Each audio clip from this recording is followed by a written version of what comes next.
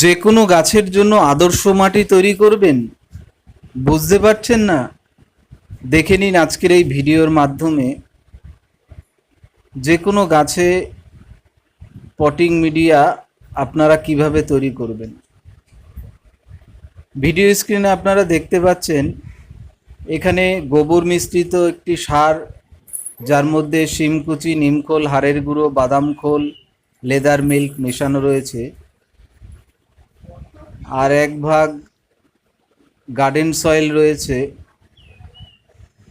এখানে ঝুরঝুরে বাগানের মাটি, আর এক ভাগ নদীর সাদা বালি নেওয়া হয়েছে।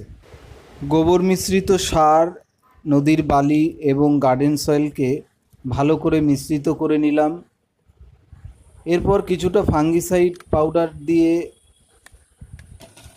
তারপরে সিঙ্গেল